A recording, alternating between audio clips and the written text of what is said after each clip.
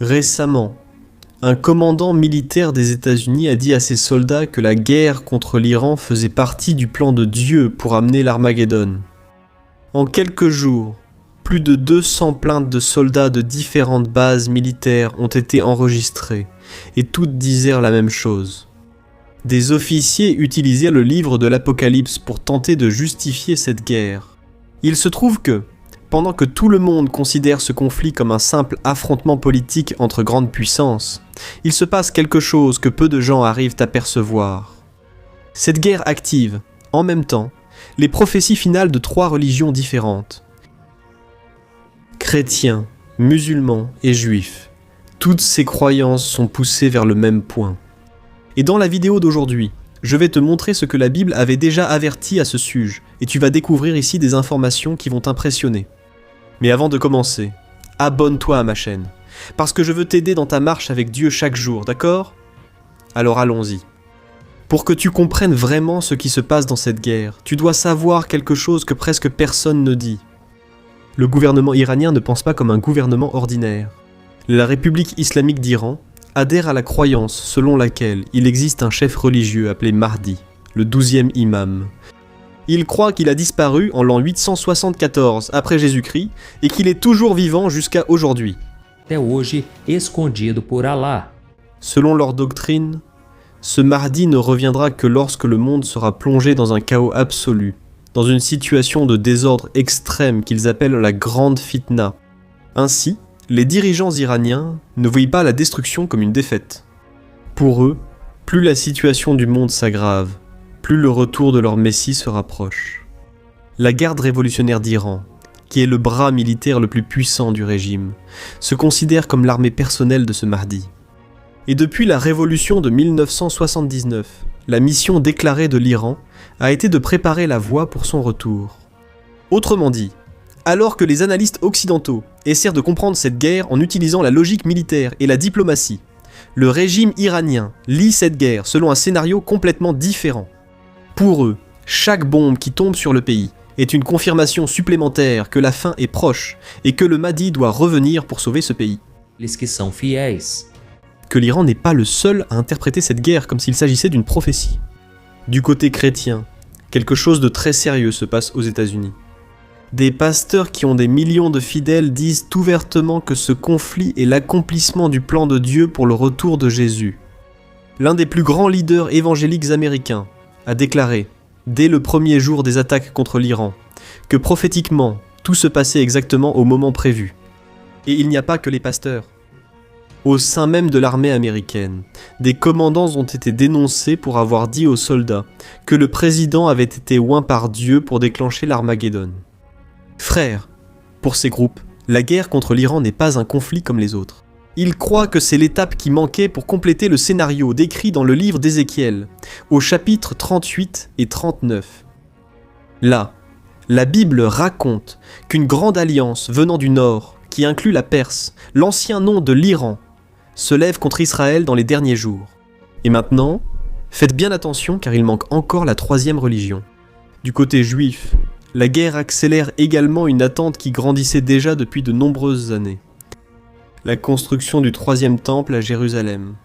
L'Institut du Temple, qui est une organisation à Jérusalem, a déjà recréé les vêtements des prêtres, les instruments utilisés pour les sacrifices, et a même organisé une répétition publique de la cérémonie de la génisse rousse. Le ministre Itamar Ben-Gvir, l'année dernière, a dirigé des prières publiques sur le mont du Temple, rompant un accord qui existait depuis 1967 entre Israël et la Jordanie.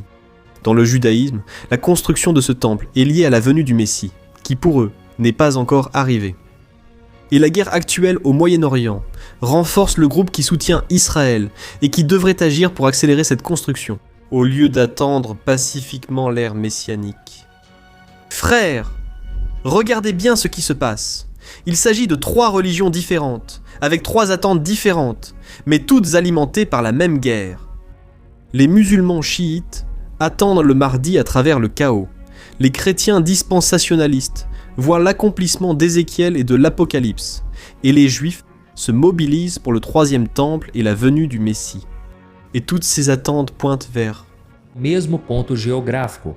a cidade de Jérusalem, qui est là.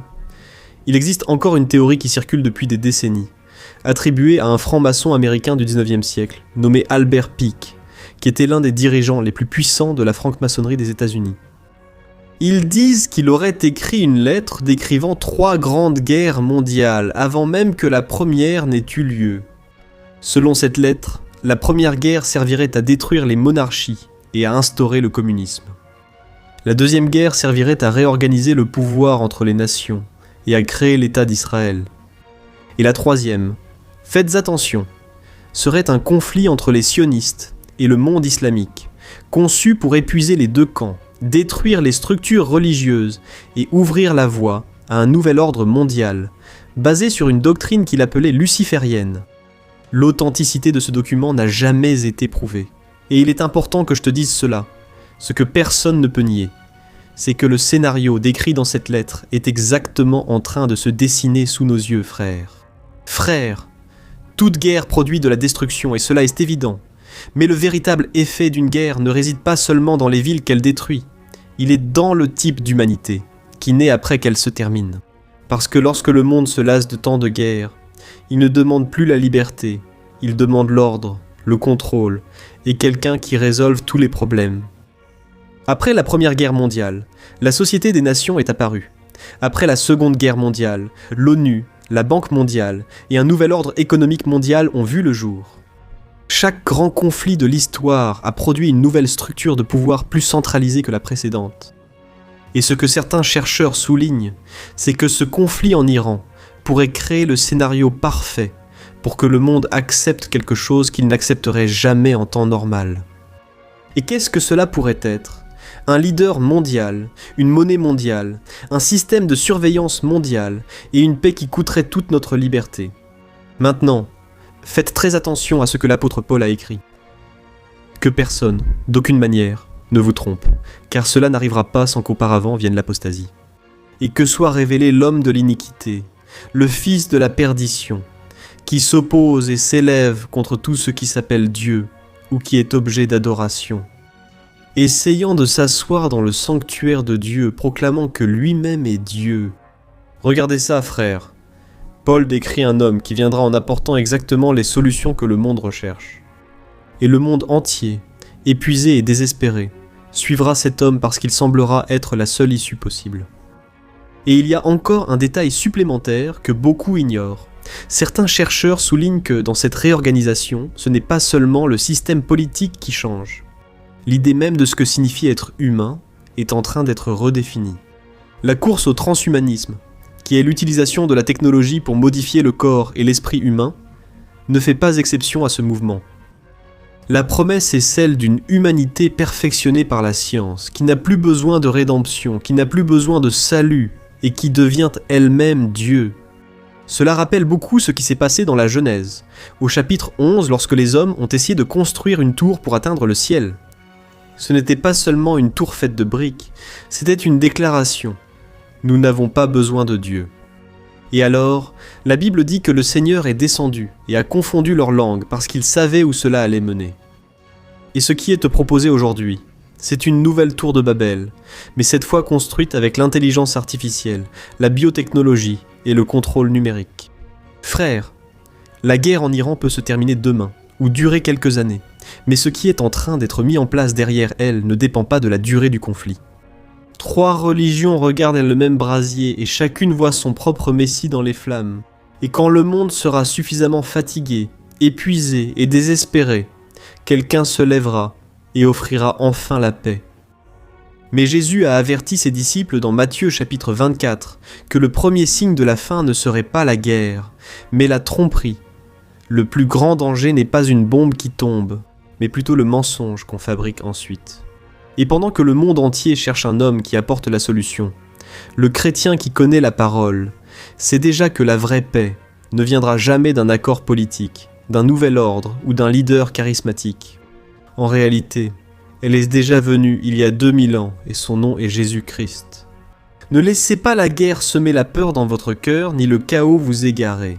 Gardez les yeux fixés sur le Christ, Dieu, naquilo que está escrito na palavra de Deus, porque as ovelhas ouvem a voz do seu pastor, e aquele que segue Jesus nunca andará em trevas. Amém? Eu sou o pastor Antônio Júnior. Se você gostou, compartilhe esse vídeo com o máximo de pessoas. E eu vou deixar aqui na tela 2 vídeos. Eu quero muito que você escolha um desses. Tenho certeza que você será muito edificado. Amém?